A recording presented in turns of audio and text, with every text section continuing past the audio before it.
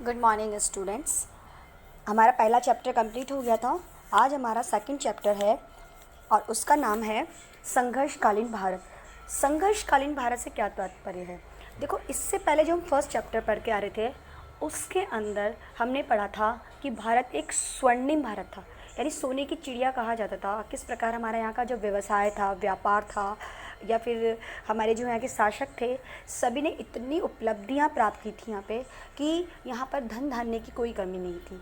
इसलिए उस काल को, भारत के उस काल को क्या कहा गया है? स्वर्णिम भारत कहा गया है। अब ये जो सेकंड चैप्टर है, ये हमारा सेकंड चैप्टर है संघर्षकालीन भारत, क्योंकि हमने देखा कि अब हमारे यहाँ पर बाहरी आक्रमण होने लग गए थे भारत पर। बाहरी आक्रमण जैसे शक अपन पीछे पढ़ के आ रहे हैं, कुषाण पढ़ के आ रहे हैं, हूण पढ़ के आ रहे हैं, ऐसे ही आगे संघर्ष स्टार्ट हुए हमारे यहाँ पर। मुस्लिम आक्रमण हुए, तुर्क आक्रमण, जैसे मुस्लिम आक्रमण कौन कौन से? तुर्क आक्रमण हुए, अरबों के आक्रमण हुए, मुग़ल आक्रमण हुए। तो ये जो हमारा सेकंड चैप्टर है, ये पूरा संघर्षकालीन भारत की हमको एक कहानी बताता है। और संघर्ष का मतलब होता है कि किस प्रकार भारत ने इन लोगों से लोहा लिया, या इनसे जब इन्होंने हम पर आक्रमण किया तो इनका प्रतिरोध किया, यानी इनका सामना किया, और किस प्रकार इन्होंने इनसे लड़ाइयाँ लड़ी। ठीक है। और यहाँ जो बाहर के शासक आए, उन्होंने हमारे कुछ क्षेत्रों पे अधिकार जमा करके और उस पर क्या किया? शासन भी किया। इसमें अगर मैं सबसे इम्पॉर्टेंट क्षेत्र की बात करूँ तो वो है हमारी दिल्ली। दिल्ली पर हमेशा हर शासक या हर आक्रांता की क्या रही है? नज़र रही है। ये हमेशा ध्यान रखना, क्योंकि दिल्ली जो है सेंटर पॉइंट है। और मैंने इससे पहले आपको मौर्य काल में पढ़ाया, गुप्त काल में पढ़ाया, तो सेंटर पॉइंट उस वक्त क्या था यहाँ का? वहाँ का जो सेंटर पॉइंट था वो था मगध। आगे समझ में? तो ठीक है, हम स्टार्ट करते हैं हमारा नेक्स्ट चैप्टर। और चैप्टर है संघर्षकालीन भारत। 1206 से लेकर के 1757 ईस्वी तक, यानी 1206 से लेकर के 1757 का जो पीरियड हम काउंट कर रहे हैं, ये पीरियड पूरा हमारा मुस्लिम आक्रमण का है। ये ध्यान रखना। भारत में पहला जो आक्रमण हुआ था, समझने की कोशिश करना, भारत में पहला मुस्लिम आक्रमण जो हुआ था, और वो आक्रमण करने वाला था मोहम्मद बिन कासिम। ठीक है। और मोहम्मद बिन कासिम ने सिंध जो पाकिस्तान में है, वहाँ के राजा थे दाहिर। उन दाहिर पर क्या किया? आक्रमण किया और उनसे मतलब लड़ाई लड़ी, और दाहिर सेन राजा जो थे हमारे इसमें मारे गए थे। तो पहला जो आक्रमण मैंने बताया वो किसका बताया आपको यहाँ पर? वो मैंने बताया आपको अरब का। और अरब में यहाँ पर कौन आ रहे हैं? मोहम्मद बिन कासिम। तो चलिए हम आगे अपन पेज निकाल लेते हैं अपना, और उसमें मैं आपको दिखाती हूँ। अब मैं आपको ये बताना चाहूँगी कि 1206 से लेकर के 1526, मैं आपको जो टाइम पीरियड बता रही हूँ उसको समझने की कोशिश करना, क्योंकि यहाँ पर दो प्रकार के हमको सम्राट या शासक मिलते हैं मुस्लिम के अंदर। पहला मिलता है सुल्तान। सुल्तान जो कहे गए हैं, जो दिल्ली के जो शासक हुए उनको सुल्तान कहा जाता था। और सुल्तान कौन से पीरियड से कौन से पीरियड तक कहा जाता था? 1206 से लेकर के 1526 तक। ठीक है।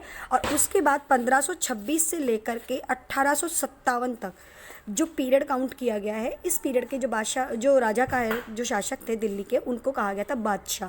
यानी बादशाह की जो उपाधि धारण की थी वो थे मुग़ल के शासक। कौन थे? मुग़ल के शासक। तो पहले मैं आपको समझा देती हूँ एक बार थोड़ा डायग्राम से। ये देखिए, 1206 से लेकर के 1526, क्योंकि 1526 के अंदर हमारे यहाँ पर मुग़ल की तरफ से कौन आए थे? बाबर आए थे। तो ये जो पीरियड काउंट हो रहा है इसको कहते हैं सल्तनत काल। सल्तनत काल। ठीक है। ये तो 1206 से 1526 तक तो हो गया सल्तनत काल। और 1526 से लेकर 1857,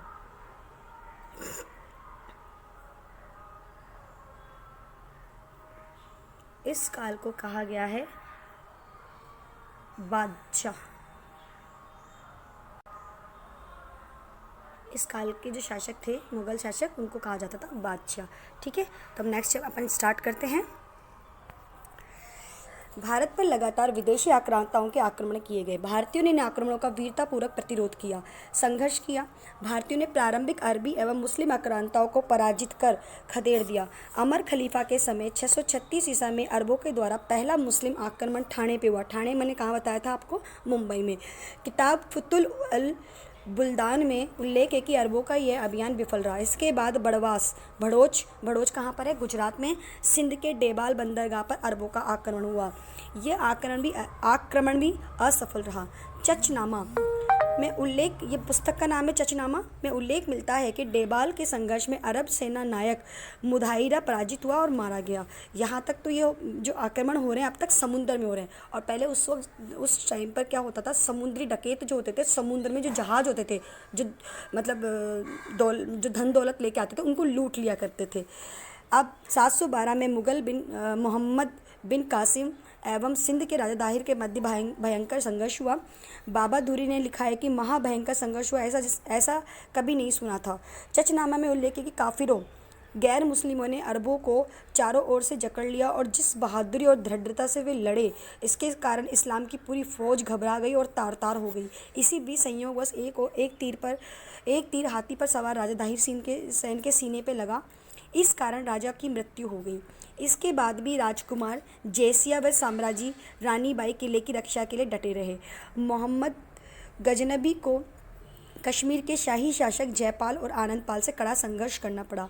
मोहम्मद गोरी को पृथ्वीराज चौहान के हाथों कई बार पराजित होना पड़ा। कुछ परिस्थितियां ऐसी बनी कि 1206 ईसा तक भारत में मुस्लिम राज्य की शुरुआत हो गई। इसके उपरांत भी भारतीयों द्वारा लगातार विदेशी शक्तियों के विरुद्ध संघर्ष जारी रहा और यह संघर्ष भारतीय स्वतंत्रता आंदोलन तक चलता रहा। भारतीयों ने प्रतिकार और संघर्ष को अनवरत रखा। तो पहला है दिल्ली सल्तनत। अब मैंने आपको सल्तनत काल तो मैंने बताई है, और दिल्ली सल्तनत पे पहला सुल्तान जो बना वो कौन था? तो 1206 से लेकर 1526 तक यामिनी, इल्बरी या गुलाम वंश, ये तीनों एक ही वंश के नाम है। ज़्यादातर इसको गुलाम वंश के नाम से जाना जाता है। और ये क्वेश्चन हमारे आ भी चुका है कि गुलाम वंश जो गुलाम वंश का जो दूसरा नाम है वो कौन सा है?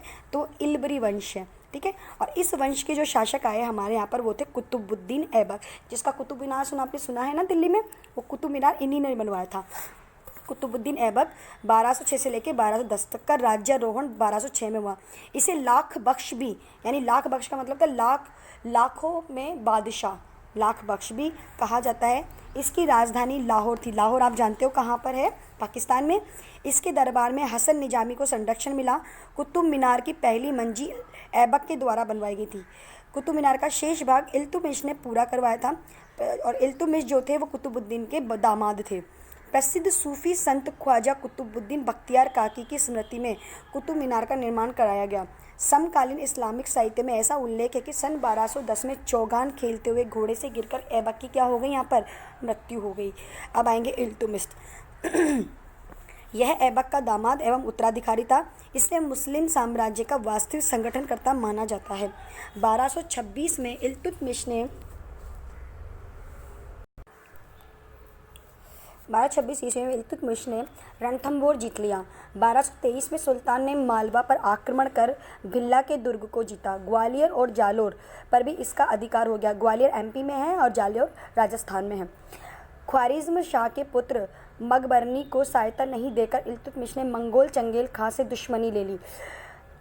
अब इसी वंश की जो शासक थी वो बनी थी रजिया सुल्तान, और भारत की पहली सुल्तान, महिला सुल्तान जिसे कह सकते हैं, वो कौन थी? रजिया सुल्तान थी। इसका बहुत विरोध भी किया गया था। इस कारण से इसकी बाद में क्या कर दी गई थी? रजिया सुल्तान की हत्या भी कर दी गई थी। तो रुकनुद्दीन फिरोज शाह की हत्या के बाद इल्तुतमिश की पुत्री रजिया सुल्तान बनी। इल्तुतमिश ने रजिया को उत्तराधिकारी चुना था। परंपरावादी व कट्टरपंथी तुर्की आमिरों ने रजिया का विरोध किया। रजिया ने पर्दा त्याग दिया और पुरुषों के समान कुबा कोट को, लंबा जो कोट पहनते हैं उसे कहते हैं कुल्हा, टोपी जो होती है लंबी सी एक टोपी होती है उसको कहते हैं। उसने मलिक जमालुद्दीन याकूत अबीसीनिया निवासी को अमीर अखूर अश्वशाला का प्रधान नियुक्त किया, जिसे तुर्क अमीर नाराज हो गए। सर हिंद के शासक के विरोध को शांत करने के लिए अभियान में याकूत की हत्या कर दी गई। बाद में रजिया ने अल्तुनिया से विवाह कर लिया, परंतु 1240 में उन दोनों को मार डाला गया। 1240 से 1242 ईस्वी तक बहराम शाह, 1242 से 1246 मसूद शाह और 1246 से 1265 ईस्वी तक नसरुद्दीन महमूद ने सत्ता संभाली। ये सभी अयोग्य शासक थे, अच्छे शासक नहीं रहे, और धीरे धीरे सल्तनत के जो ये शासक थे वो क्या हो गए? ख़त्म हो गए। नसरुद्दीन मोहम्मद के पीछे वास्तविक बल गयासुद्दीन बलबन का था। बलबन के बारे में आपने सुना भी होगा, 9th के चैप्टर में भी था थोड़ा सा इसके बारे में। अब आएगा बलबन। उल्लूक खां। बलबन इल्तुतमिश, इसका जो ओरिजिनल नाम था उल्लूक खां था, इल्तुतमिश के चहलगानी 40 नामक तुर्की दासों के प्रसिद्ध दल से सम्मिलित था।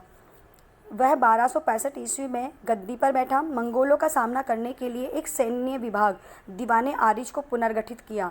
इसने सिजदा और पाबोस सम्राट के सम्मुख झुककर उसके पैरों को चूमने की प्रथा को दरबार में शुरू किया। इसे अंडरलाइन कीजिए। पूछ लेते हैं कि सिजदा और पाबोस का क्या तात्पर्य है,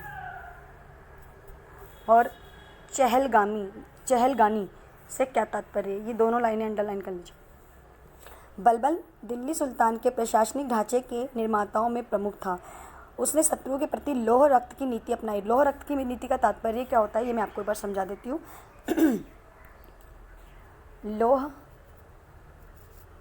एवं रक्त, इस नीति का तात्पर्य था कि पुरुषों को मार देना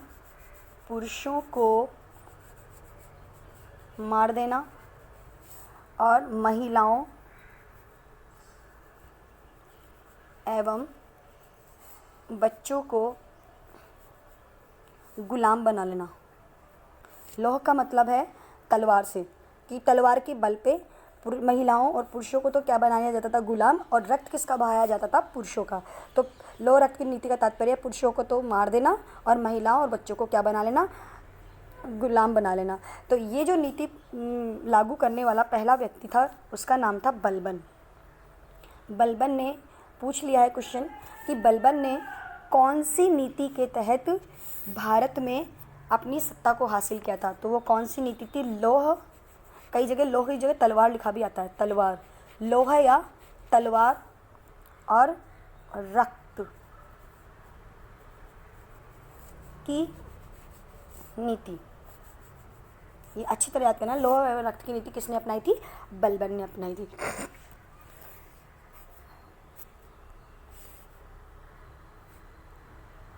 उसने शत्रुओं के प्रति लौह और रक्त की नीति अपनाई, जिसे पुरुषों को मार दिया जाता था एवं बच्चों और स्त्रियों को गुलाम बनाया जाता था। 1286 में बलबन की मृत्यु के बाद अमीरों के दलीय संघर्ष ने खूनी रूप ले लिया। क्यूमर्स का वध कर 1290 में जलालुद्दीन खिलजी ने स्वयं को सुल्तान घोषित कर दिया। बलबन का राजत्व सिद्धांत प्रसिद्ध रहा। बलबन की मान्यता है कि राजा पृथ्वी पर ईश्वर के प्रतिनिधि की तरह है। राजा साधारण जनता से अलग व्यक्तित्व है। वह ईश्वर द्वारा प्रदत्त गुणों से युक्त है, जो उसे शासन करने की शक्ति प्रदान करता है। बलबन तुर्क अमीरों के विद्रोह से परिचित था। इसी कारण उसने दरबार में कठोर अनुशासन बनाए रखा, कानून व्यवस्था की स्थिति को व्यवस्थित करा, चोरों डाकुओं का दमन एवं राजपूतों की जमीन के शासन विरोधी विद्रोह को कुचलना उसके प्रमुख कार्य रहे यहाँ पर। तो ये तो हमारे बलबन साहब हो गए, ठीक है। इनके बारे में 2-3 चीज़ें याद रखनी हैं जो मैंने बता दी है। एक तो इनकी जो सिजदा और पाबोस वाली जो इन्होंने प्रथा चलाई थी कि सम्राट के सामने झुक करके उसके पैरों को चूमना, ये प्रथा याद रखनी है एक आपने।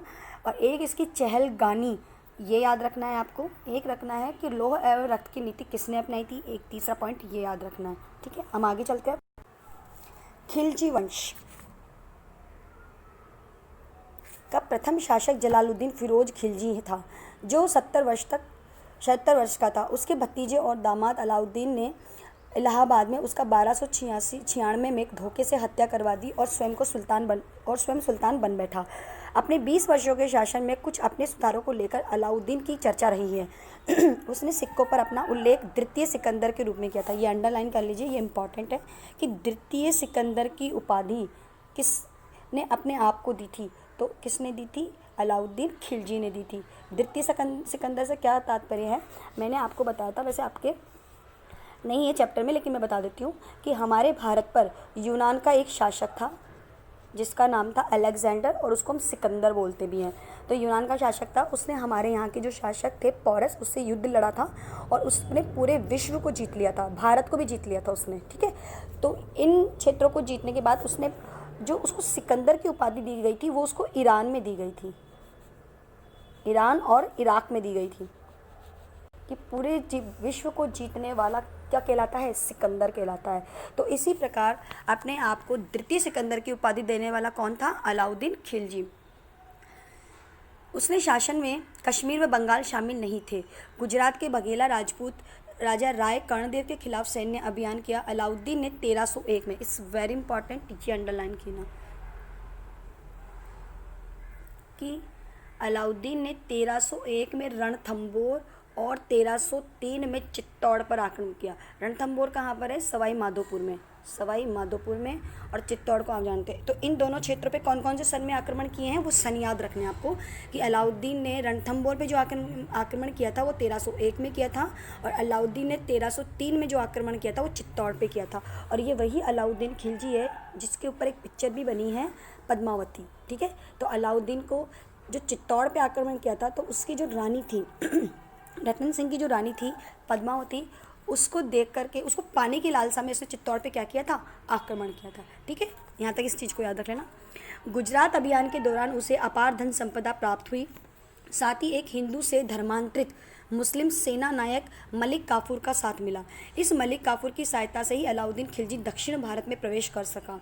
मलिक काफूर ने देवगिरी, होयसल राज्य एवं पांडे राज्य पर आक्रमण किया। पांडे हम पढ़ के आ गए, चेल चोर पांडे, दक्षिण वाले क्षेत्रों को बोला गया है। अमीर खुसरो के अनुसार काफ़ी रामेश्वर तक पहुंचा। अलाउद्दीन के समय में राजस्व का ढांचा पुनः निर्मित किया गया। विद्रोह में नियंत्रण के लिए उसने 4 आदेश जारी किए। अब वो 4 आदेश है, ये अंडरलाइन कीजिए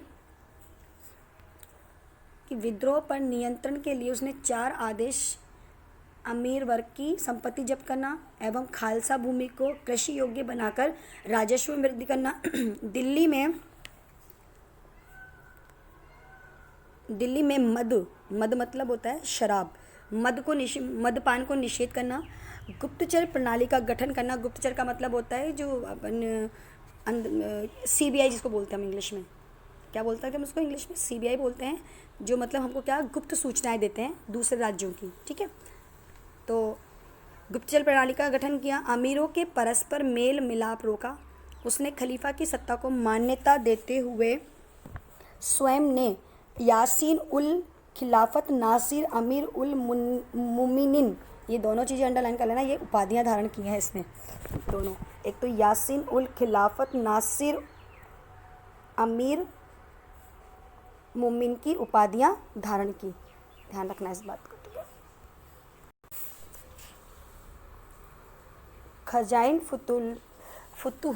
खजाइन फुतूह में अमीर खुसरो ने अलाउद्दीन को विश्व का सुल्तान और जनता का चरवाहा जैसी पदवियों से विभूषित किया है।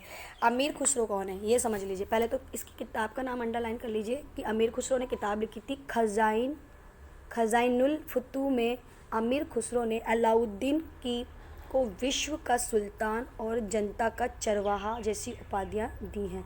अमीर खुसरो वही हैं जिन्होंने उर्दू भाषा को जन्म दिया, और उर्दू भाषा का जो